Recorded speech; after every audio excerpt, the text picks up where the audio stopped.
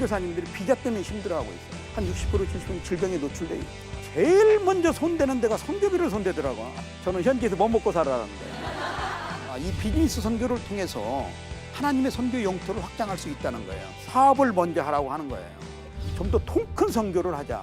선교지에 있는 것 자체로 인해서 우리 선교사님들이 행복했으면 좋겠어요.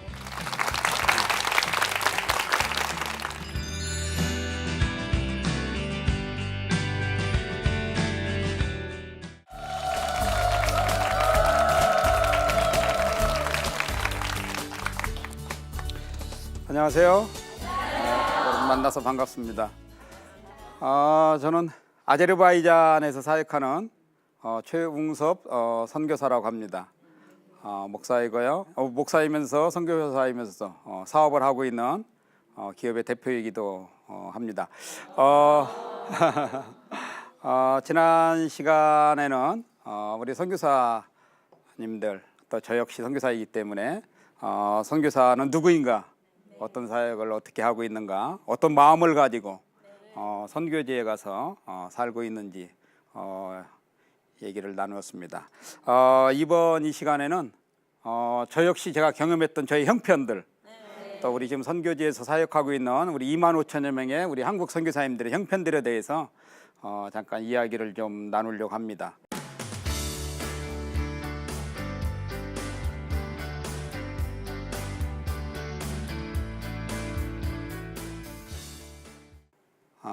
여러분 선교사이세요?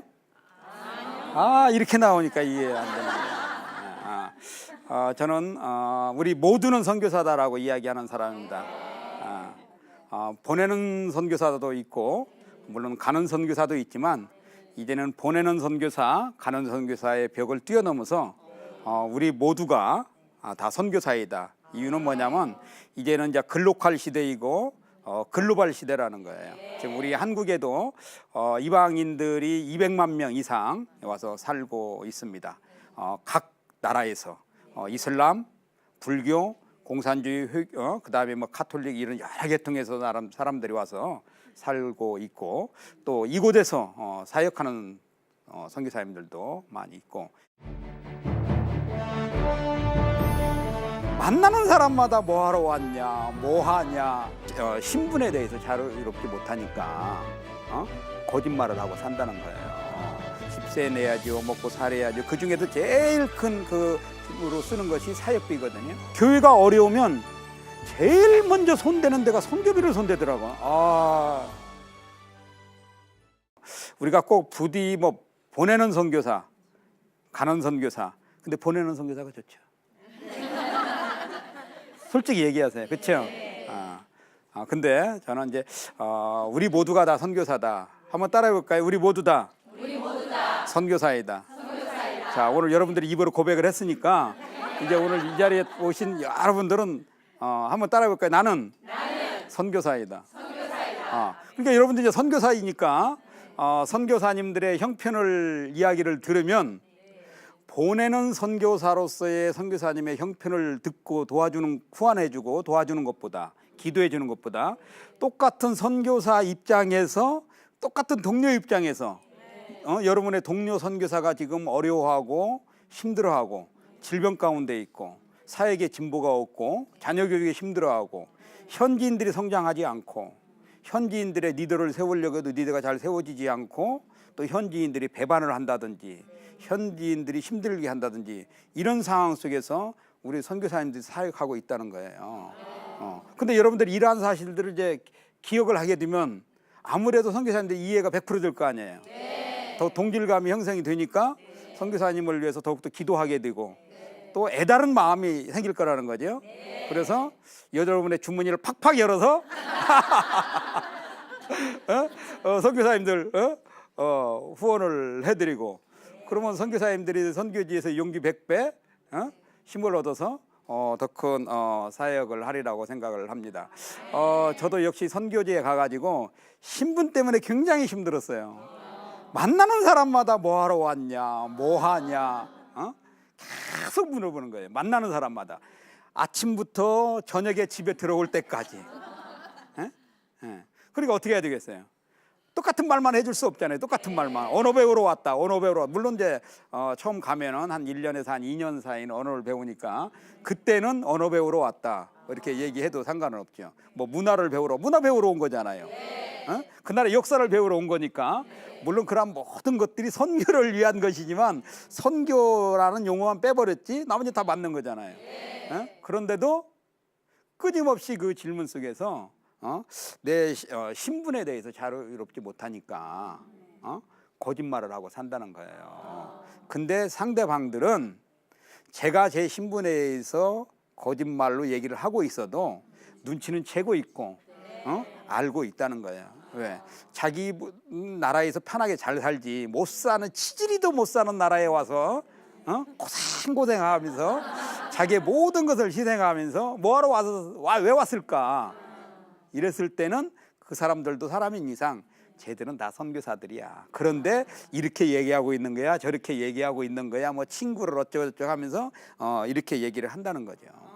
그런 속에서 사람을 사귄다는 것이 어렵고 사역을 만들어 간다는 자체가 힘들고 이런 속에서 지금 우리 선교사님들이 살아가고 있다는 것입니다.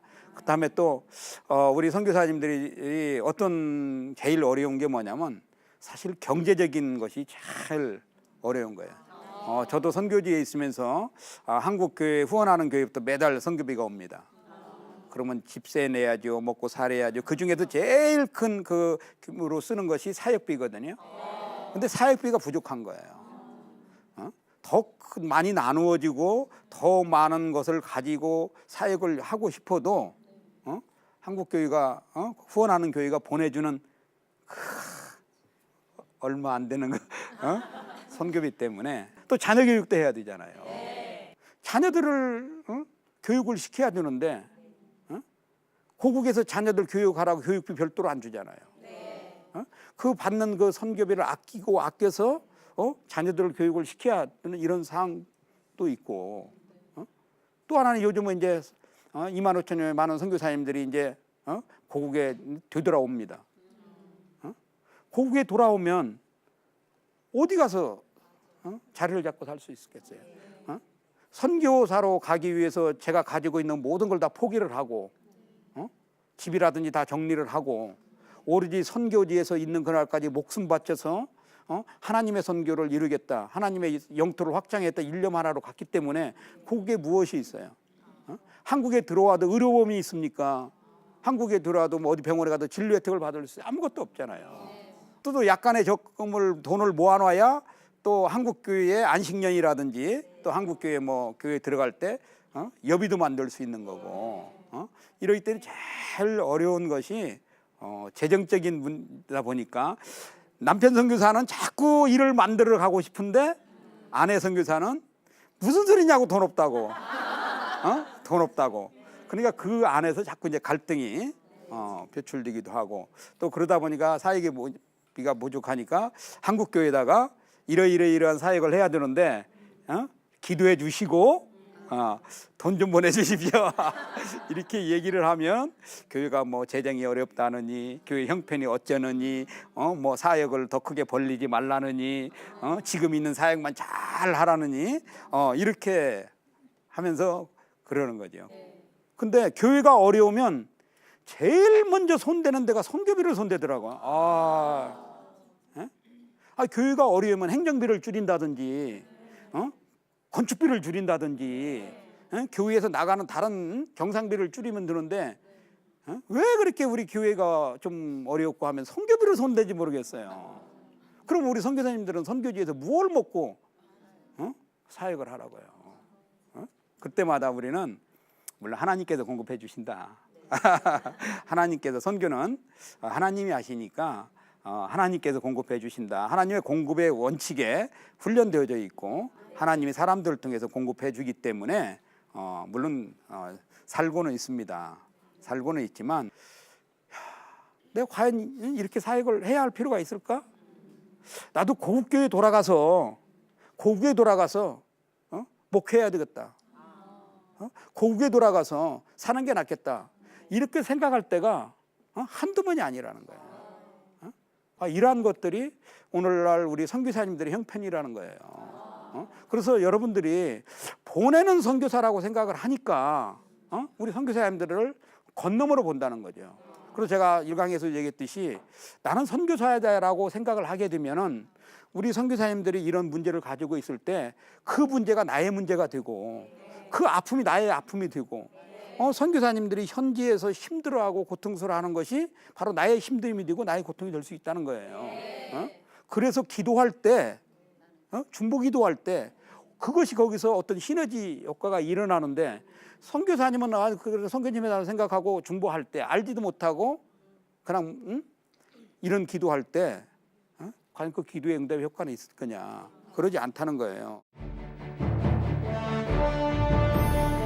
그래서 이제 옆집에서 듣고 신고하면 바로 경찰에 와서 선교사님들을 추방하는 일들이 일어나고 있습니다. 2만 5천 명의 전체 선교사님 중에 한 60% 70%는 질병에 노출되어 있어요. 이제 비자가 받기 힘들으니까 나라를 옮기는 선교사님들이 많이 이제 나타나는 거거든요. 또 하나님의 그 손실은 얼마나 크겠어요. 한 3주 전에 한국 선교협의회에서 발표한 것을 제가 봤어요. 발표한 걸 봤는데 2만 5천 명 선교사님들의 월 평균 선교비가 얼마냐 해가지고 발표를 했어요. 여러분 얼마였던 것 같아요? 5천 불이라는 거 한번 손 들어보세요. 매월 선교사님한테 5천 불씩 가리라고 평균적으로. 없죠? 5천 불씩 좀 보내주세요 좀 제발. 4천 불이라고 생각하시는 분. 3천 불. 왜 대답이 없어요? 1,400불이었어요. 물론 1,400불 가지고 어디 가서 아프리카에서는 뭐 살 수 있겠죠. 근데 아프리카도 지금은 1,400불 가지고 살지를 못합니다. 근데 더 기가 막힌 것은 10년 전에 조사한 선교비가 얼마냐면 1,400불이었어요. 근데 여러분이 남편이 지금 10년 전에 140만 원 갖다 줬는데 지금 140만 원 갖다 주면 그 남편 존경하겠어요? 그 남편 그냥 당장 퇴출시키고 싶지? 마찬가지라고요. 제 아내도 제 아내 선교사도 제가 10년 전에 1,400불 선교비 받았는데 지금 1,400불 받으면 저를 퇴출시키고 싶어 할 거라니까요. 아무리 선교사지만 이것이 지금 우리의 현실이라는 것입니다. 근데 현지의 물가는 턱없이 올라가고 있어요. 제가 99년도에 집세가 120불이었거든요. 10년이 된 지금은 1,200불이에요. 근데 지금 1,400불 받아가지고 1,200불 내고 200불 가지고 먹고 살기도 힘들다니까요. 그러니까 뭐 아까 얘기했잖아요. 우리 선교사님들이 그래서 늘 생각하는 게 뭐냐면 하나님의 공급하심 속에 살고 있지만 나는 혼자다라는 생각이 그렇게 많이 있는 거예요. 이것이 오늘날 우리 선교사님들의 형편입니다. 또 이제 많은 국가에서 선교사님들을 추방하는 일들이 일어나고 있습니다. 제가 있었던 나라에서도 한 2주 전에 한국 선교사님들 5가장이 추방당했다는 이야기를 제가 들었어요. 제가 있었던 나라에서만 이런 일들이 일어나는 것이 아니라 세계 곳곳에서 지금 많은 선교사님들이 추방을 당하고 있고 추방의 위험 속에 우리 선교사님들이 노출되어 있다는 거예요. 마음 놓고 기도하지 못하는 거. 여러분은 수요 예배 철야에 가서 마음껏 기도하시잖아요. 마음껏 찬양하잖아요. 저는 주일날 저희 집에서 몇 명의 형제들과 함께 예배를 드립니다. 문을 2중 3중으로 걸어 잠그고 마지막으로 밖에 누가 있나 확인을 하고 이렇게 예배를 드려요. 찬송도 하고 기도도 하고 설교도 합니다. 그럴 때마다 이렇게 제가 톤이 이렇게 이제 소리가 이렇게 올라가면 우리 아내 선교사는 저쪽에 서가지고 목소리 낮추세요. 목소리 낮추세요. 이러는 저는 어떤 때는 그게 스트레스예요. 그게. 그래서 제발 저쪽에서도 좀 제발 이러지 말라고. 그래서 이제 옆집에서 듣고 신고하면 바로 경찰에 와서 다 이제 추방을 당하든지 아니면 경찰에 잡혀가야 되니까 이해는 하죠. 근데 여러분은 한국에서 마음껏 찬양하고 마음껏 기도할 수 있는 것도 그건 축복이에요. 행복이고. 우리 선교사들은 진짜 어디 가서 마음껏 기도하고 싶은 때가 있어요. 소리 질러서 찬양하고 싶을 때가 있고 소리 질러서 이렇게 복음을 선포하고 싶고 그런데 그러지 못한다는 거죠. 그러지 못할 때 그런 모든 것들이 다 마음의 병으로 온다는 거예요. 지금 많은 선교사님들이 사모님들이 질병으로 고생을 하고 있습니다. 왜 선교하러 가서 왜 그 사람들한테 헌신하고 베풀어주고 가르쳐주고 나눠주면서 왜 질병에 노출되어 있을까요? 그 많은 스트레스 속에서 사역의 침보 이루어지지 않고 현지인들과 관계 어려움 속에서 살아가야 되다 보니까 그런 질병들이 우리한테 다가오는 거예요.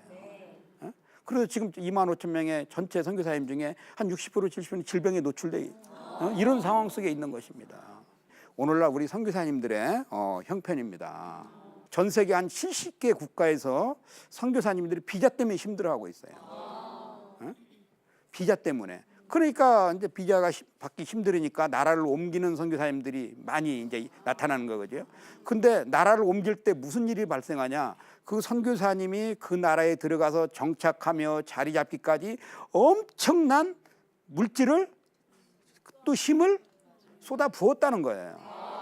근데 비자를 받지 못함으로 인해서 다른 나라로 이동을 해야 할 때 한국 교회의 손실, 그 선교사님의 손실, 또 하나님의 그 손실은 얼마나 크겠어요. 그 자기의 모든 정열을 쏟았던 그 지역에서 추방을 당할 때 그 오는 그 마음의 병과 마음의 안타까움과 마음의 스트레스는 얼마나 그게 그 사람들한테 부담이 되겠어요. 이런 속에서 지금 우리 선교사님들이 지금 사역을 하는데 우리는 그것을 일컬어서 비자 사역이라 그래요.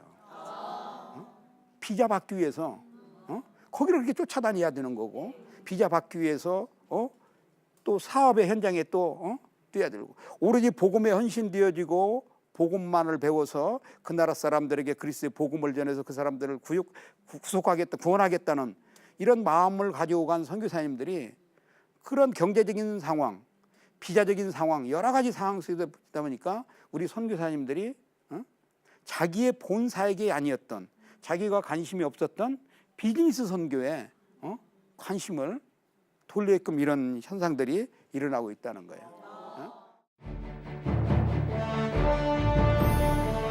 그 돈만을 가지고는 사역이 안 되니까 비즈니스를 해야 되겠다. 선교는 안 하고 사업을 하려고 그래. 사업을 하고 있어. 선교비 뚝. 동료 선교사로서 진짜 우리 선교사님들을 이해하려고 애써주고, 그래서 우리 모두는 선교사이다. 안 되겠다. 돌파구를 찾아야 되겠다. 해서 제가 사업을 하게 된 것입니다. 제가 어머니 모태에서 자라서 중고등학교 졸업하고 신학교 가서 공부하고 대학원 공부하고 전도사 목사가 돼서 선교사로 갔는데 사업의 사자를 알겠어요. 물건을 제가 팔아본 적이 있어요. 사람들을 만나서 비즈니스를 상담해 본 적이 있어요. 교회 안에서 성경 공부 가르치고 신방 다니고 성도들 케어하고 이것이 전부였는데, 하나님께서 나에게 선교의 마인드를 주셔서, 하나님께서 나에게 소명을 주셔서 내가 선교사로 간 것뿐인데 현지에서 일어나는 여러 문화적인 상황, 또 비자 문제, 거주 문제, 사역 문제, 재정적인 문제, 여러 가지 난관이 거치다 보니까 내가 여기에서 과연 저 사람들이 퍼주는 사역이 언제까지 해야 될까? 그럼 나도 스스로 좀 독립 좀 해보자. 그러니까 많은 사람들이 그 얘기하잖아요. 자비랑 선교사. 자비랑 선교사 얘기 들어보셨어요? 이러다 보니까 한국 교회에서 오는 선교비는 한정돼 있는 거고, 그 돈만을 가지고는 사역이 안 되니까 비즈니스를 해야 되겠다. 근데 이 비즈니스라는 게 맨 땅에 헤딩하는 거 아니에요? 그래서 지금 오늘 많은 선교사님들이 어렵지만 힘들지만 이제는 방향을 틀어야 되겠다.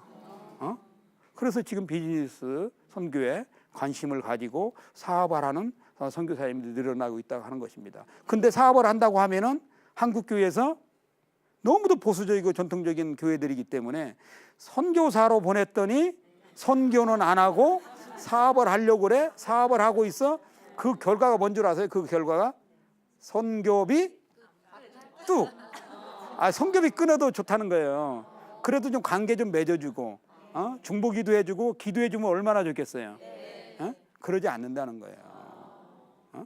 그러니까 우리 한국교회가 선교사님들 파송만 해놓고 끝까지 책임을 져주고 그 선교사님이 그곳에서 사역을 완성시킬 수 있도록 기도해주고 같은 동역자라는 거거든요. 그래서 여러분들한테 그런 얘기를 한 거예요. 보내는 선교사 이제 아무런 의미가 없다. 가는 선교사 무슨 의미가 있냐 이거예요. 그래서 우리 모두는 선교사이다. 그래서 선교사로서의 선교사님들을 새롭게 바라보자는 거예요. 선교사로서 선교사님들이 지금 어떤 상황에 처해 있는지도 한번 생각도 해보고 들어보기도 하고 교회마다 선교난이 있어가지고 선교 기도 편지 매달 붙어 있습니다. 과연 읽어보셨어요? 기도 편지? 다 붙어 있는데 읽어본 흔적이 없는 거예요. 그럼 보내는 선교사로서라도 역할을 잘 하셔야지. 그러니까 좀 읽어보고 우리 선교사님이 어떤 기도 제목을 보냈는지 좀 적어 가지고 가서 기도도 하고 이래야 되잖아요. 근데 냉담하고 선교사님들 파송만 했고 무관심하고 이러한 것이 오늘 한국교회 현실이라고 하는 것입니다. 이제 오늘 우리가 여러분들이 제 이야기를 듣고 좀 우리 한국교회 성도님들이 나는 선교사로서 진짜 우리 선교사님들을 이해하려고 애써주고 우리 선교사님들을 격려해주고 우리 선교사님들이 현지에서 어떤 형편 속에서 지금 살고 있는지 사역하고 있는지 이해되어질 때 그 그룹을 같이 만들어갈 수 있다는 거예요. 저는 여러분들에게 이 이야기를 하고 싶은 것입니다. 선교사님들이 선교지에서 말할 수 없는 흘리는 그 눈물이 있어요. 그 눈물 속에서 사는 겁니다.